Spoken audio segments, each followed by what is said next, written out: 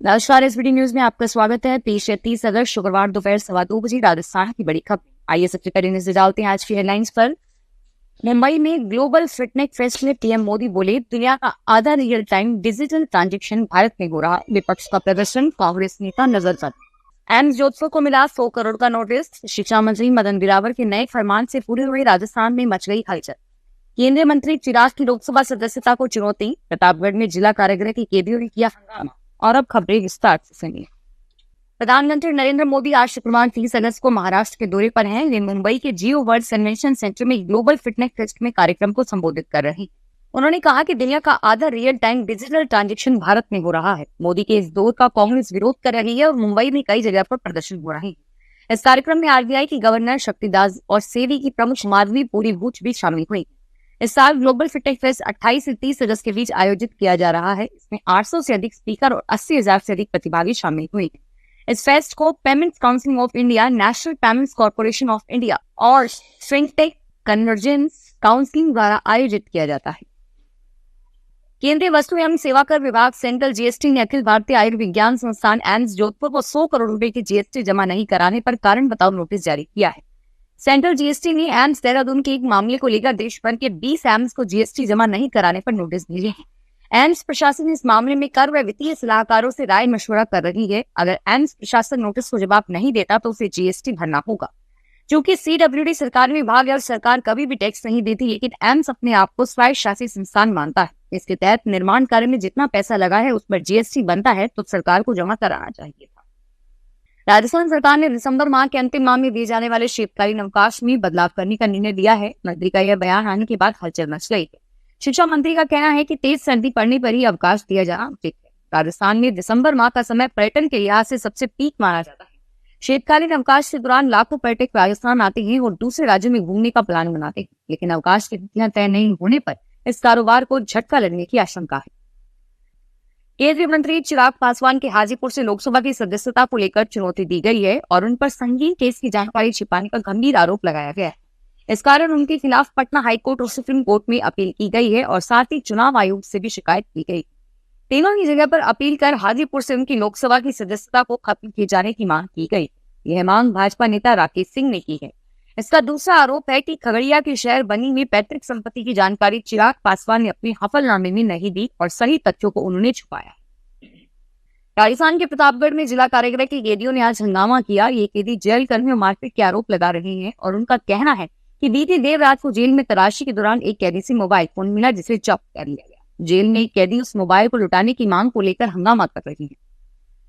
उत्तर पश्चिमी रेलवे जयपुर मंडल के दौसा गंगापुर सिटी रेलखंड के स्टेशनों में ट्रेन में गुरुवार से 3 सितंबर तक चेकिंग अभियान शुरू किया गया है। अभियान के दौरान बिना टिकट यात्रा करने वाले यात्रियों से जुर्माने सहित किराया वसूल किया जाए। वरिष्ठ मंडल वाणिज्यिक प्रबंधक जयपुर कृष्ण कुमार ने बताया कि मंडल रेल प्रबंधक विकास कुमार के निर्देशन में दौसा गंगापुर सिटी रेलखंड के रेलवे स्टेशन और वाणिज्य विभाग के साथ संयुक्त टिकट चेकिंग अभियान चलाया जा रहा है। राजस्थान में पिछले दिनों कई जिलों में हुई भारी बारिश से खराब हुई फसलों की गिरदावरी करवाने के लिए सरकार ने सभी कलेक्टर्स को लेटर लिखा है। इसमें सभी कलेक्टर्स को अपने एरिया में अतिवृष्टि से प्रभावित गांवों का सर्वे करने और खराब हुई फसलों का आकलन करने के निर्देश दिए।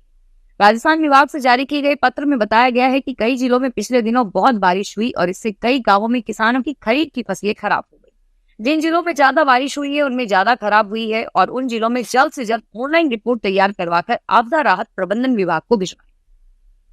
राजस्थान के उदयपुर में वाइल्ड लाइफ सेंचुरी और जंगल में जैव विविधता के नजदीक आने वाले टूरिस्ट की संख्या में बढ़ोतरी हो रही है। ऐसे में आने वाले समय में इन स्थानों को समृद्ध बनाने पर काम होगा।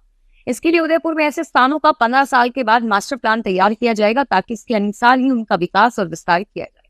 उदयपुर जंतुआली विकास ट्रस्ट की बैठक में इस विषय पर मंथन हुआ। इस ट्रस्ट के अंतर्गत उदयपुर में संचालित अभ्यारण्य, bird park, Bagadda crocodile conservation area आदि के लिए राय से विकास प्लान तैयार किया जाएगा।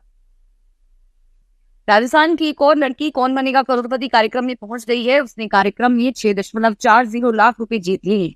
सवाई माधोपुर के जटवाड़ा खुर्द निवासी सृष्टि शर्मा का अमिताभ बच्चन से मिलने का अनुभव बहुत खास रहा। उनको सामने देखकर वह विश्वास नहीं कर पा रही थी और सब कुछ एक सपने जैसा लग रहा था। शो के दौरान सृष्टि ने अमिताभ बच्चन के साथ चित्रपटर विद सृष्टि शर्मा शो खेला तो उन्होंने यूट्यूब चैनल खोलने की सलाह दी और वादा किया कि वे भी उन्हें फॉलो करेंगे। इससे पहले सवाई माधोपुर जिले के एडवा गांव की नरेशी मीना केबीसी आई थी और उसने 50 लाख रुपए जीते थे। राजस्थान में आज और कल बारिश होने की संभावना काफी कम है। अब सितंबर में अच्छी बारिश होने की संभावना है। मौसम केंद्र जयपुर ने 1 सितंबर को 15 जिलों में तेज बारिश की संभावना जताई। राजस्थान में मानसून के सीजन में 1 जून से 29 अगस्त तक 552.2 mm बरसात हो चुकी है और इस बार सबसे ज्यादा बारिश दौसा जिले में दर्ज की गई है। राजस्थान के जयपुर की बुलेट रानी के नाम से मशहूर बाइकर विजय शर्मा देश के 4 कोनों का लगभग 16,000 किलोमीटर का सफर करेंगी। वे बाइक से लेके खारगुटला से कन्याकुमारी और अरुणाचल प्रदेश की किबिथु से गुजरात के कोटेश्वर तक जाएंगी। विजया पूरा सफर 15 दिन में करेगी और उनकी राइड 1 अक्टूबर से शुरू होगी। विजया सोलो बाइक राइडर के रूप में पहचान रखती है। उन्होंने बताया कि फाइनेंशियल प्रॉब्लम्स के बावजूद मैंने इस राइड की घोषणा कई महीने पहले कर दी थी और यह बहुत मुश्किल राइड होने वाली। राजस्थान के अजमेर जिले में देवनारायण मंदिर देवपुरा में भादवा सुदी सप्तमी पर 10 सितंबर को धूमधाम से मेला भरेगा। इस अवसर पर ढाल सनोद बेवंजा की सरहद पर देवपुरा मंदिर परिसर में खेल मैदान पर कबड्डी प्रतियोगिता का आयोजन किया जाएगा। इस अवसर पर रात्रि जागरण होगा जो सुबह 9 बजे तक चलेगा। राजस्थान में मुख्यमंत्री लघु उद्योग प्रोत्साहन योजना के तहत उद्योग व व्यापार के लिए ऋण का आवेदन करने वाले सैकड़ों उद्यमियों के योजना के लाभ से वंचित होने की आशंका है। दरअसल उद्योग आयुक्त के आदेश के तहत इन आवेदनों को 31 अगस्त तक बैंकों की स्वीकृति जरूरी है। यदि तय तिथि की स्वीकृति नहीं मिली तो ये आवेदन स्वतः निरस्त माने जाएंगे। योजना के तहत स्वरोजगार और छोटे उद्योगों के विस्तार के लिए 10 करोड़ रुपए तक के बैंक ऋण पर राज्य सरकार 5 से 8% तक ब्याज अनुदान देती है। इस बारे में उद्योग विभाग के अधिकारी कुछ भी बोलने से बच रहे हैं। राज्यपाल आचार्य देवव्रत आज दोपहर बाद बीकानेर आएंगे। वे दोपहर 3 बजे स्वामी केशवानंद विश्वविद्यालय में प्राकृतिक खेती के जागरूक अभियान के ऊपर शिरकत देंगे। राजस्थान में कोटा के इंजीनियर अमनप्रीत सिंह ने डेयरी फार्म खोला है। उसमें 80 बीघा जमीन में 27 गायों से डेयरी का कार्य शुरू किया जाएगा। उसने इस काम की इजराइल में ट्रेनिंग ली है और अमनप्रीत ने बीटेक किया है। इंजीनियरिंग सेक्टर में नौकरी करने के बाद उन्होंने पशुपालन पर फोकस किया।